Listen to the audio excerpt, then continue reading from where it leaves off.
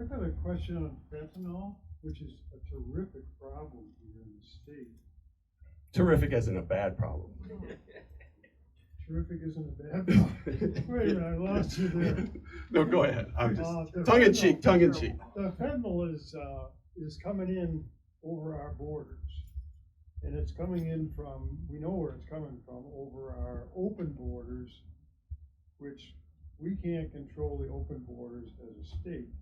But can we control the fentanyl? What are we doing to control the fentanyl that's coming into this state?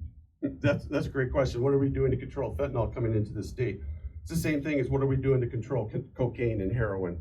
You know, it's all a part of a problem that we have to coordinate with our federal entities, the DEA, FBI. One thing about fentanyl I will say is becoming easier to make. So it's a chemical. So it's not organic. So it can be made in a lab, and people are starting to produce it here in the United States. And like meth, right? And the problem with fentanyl is, like other drugs, is the addiction level on fentanyl, and the ability to kill you with a very, very small amount, very small. But once you get hooked on fentanyl, this is what I've been told. Other people have more information, more accurate information. It's a quick high and a quick come down. So people who are using fentanyl are using it multiple times a day. It doesn't last, but they are addicted to that. And there's continuing to search that out. We had a Sheriff Brown in on our last town hall, talked about the increase in crime rates. And he had said, a lot of this increase in crime is from drug addicts looking for anything so that they can keep their habit going. You know, they've gotten addicted to this. And we're running a bill right now. A big push is to make 0 grams, not any possession of fentanyl a felony.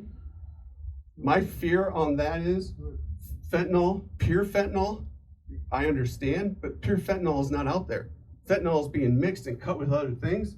A couple of teenagers had purchased black market marijuana laced with fentanyl. If they were caught with that, are they now felons? Because they did that? Is an addict now a felon?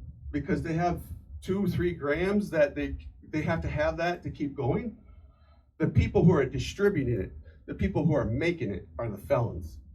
Those are the people that need to be held accountable. The people selling it to other people knowingly are the felons, and the addicts are stuck. And what they're doing is they're lacing other drugs with it to get them addicted.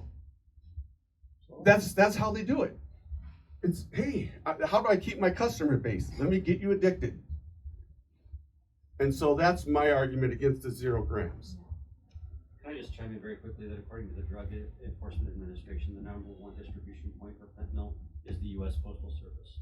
And in the eastern United States, the #1 source for stuff that's delivered over the border is Canada.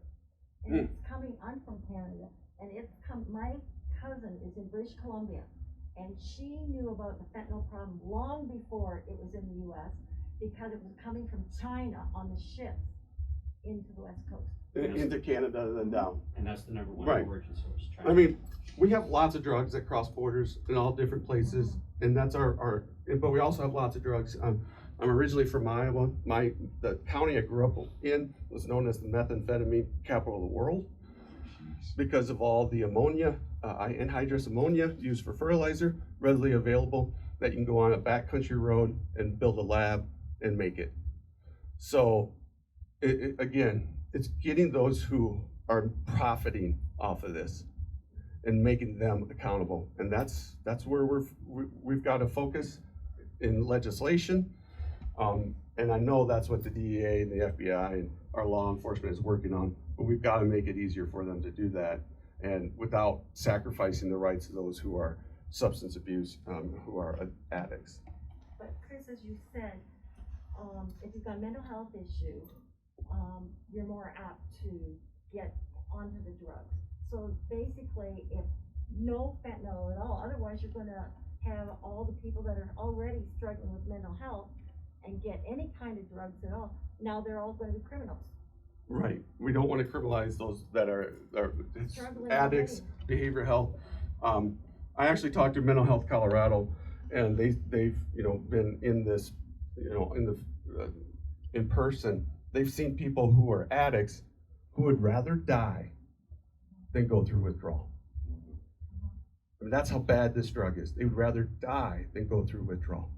And doctors do surgery on people, and they put them on opioids, and that leads, it's a vicious cycle. It is a The cycle. mental health, everything, it's all wrapped Right. up in one. Right. You know, I believe I have addictive personality.